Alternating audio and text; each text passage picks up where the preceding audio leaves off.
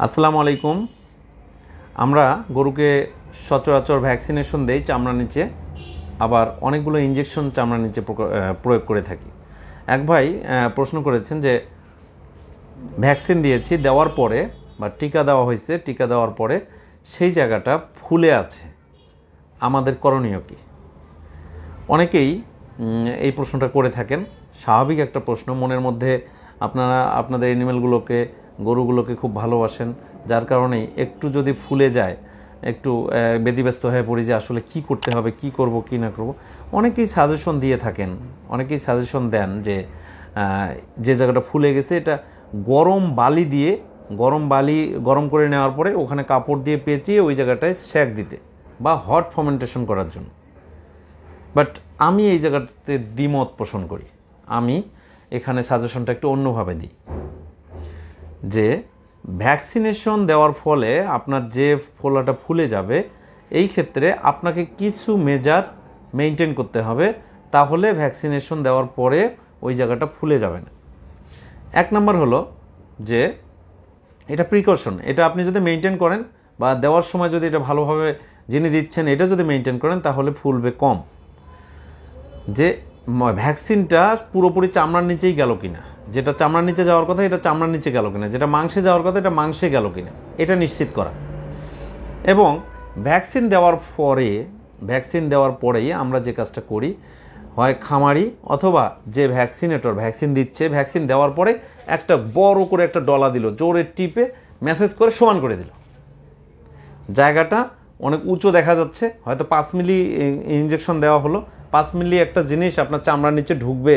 আমরা করোনার ক্ষেত্রে কতটুকু ভ্যাকসিন নিছি, বা আপনারা যদি ছোট বাচ্চাদের চামড়ার নিচে যে টিকাগুলো দেওয়া হয় তো সামান্য একটু, তারপরেও দেখেন কতদিন ফুলে থাকে এবং সেখানে অনেক সময় ঘা পর্যন্ত হয়ে যায় আমাদের বাচ্চাদের ক্ষেত্রে। তো সেক্ষেত্রে গরুর ক্ষেত্রে আপনি 5 মিলি ওষুধ দিচ্ছেন বা 2 মিলি ওষুধ দিচ্ছেন, অনেকগুলো ওষুধ, এই ওষুধটা চামড়ার নিচে চলে গেছে, ফুলে তো থাকবেই। আরেকটা বিষয় সেটি হলো ভ্যাকসিন কিন্তু সংরক্ষণ করা হয় ঠান্ডা অবস্থায়, ফ্রিজিং টেম্পারেচারে। তো আমরা যেখানে রাখছি, ফ্রিজে রাখছি, সেখান থেকে নিয়ে আসার পরে আমরা কিন্তু কুল অবস্থায় এটা প্রয়োগ করছি।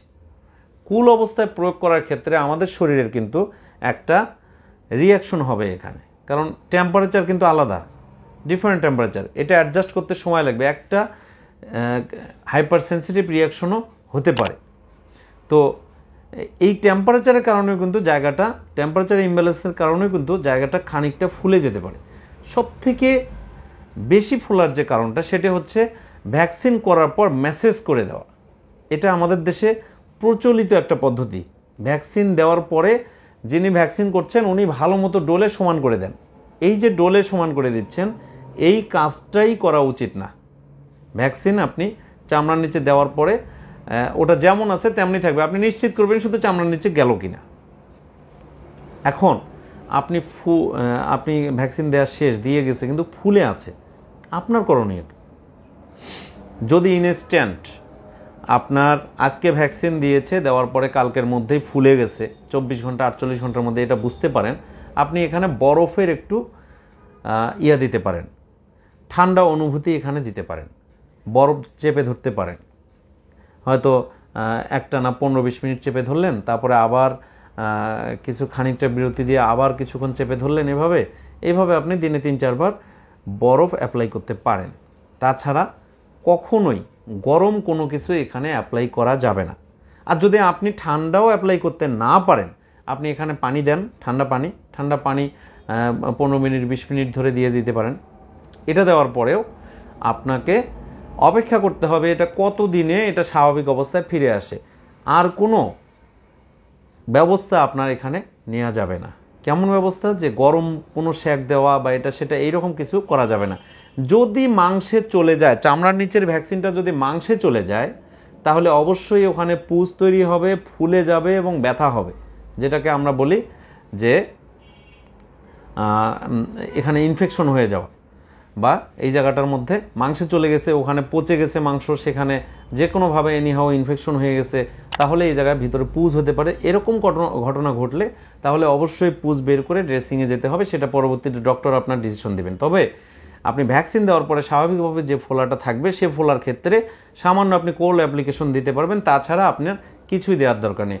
অনেক ক্ষেত্রে আমি দেখেছি 2 মাস পর্যন্ত সময় লাগে এটা স্বাভাবিকভাবে আগের অবস্থায় চলে আসতে, যদি আপনার দেওয়ার প্রক্রিয়াটা স্বাভাবিক থাকে। এটা লোকাল একটা রিয়াকশন, এই রিয়াকশনটা একটা সময় আস্তে আস্তে আস্তে আস্তে আস্তে আগের অবস্থায় ফিরে আসতে পারে। তাই এই বিষয় নিয়ে খুব বেশি বিচলিত হওয়ার কিছু নেই। আশা করি আপনাদের উত্তরটা পেয়েছেন। সবাইকে অসংখ্য ধন্যবাদ।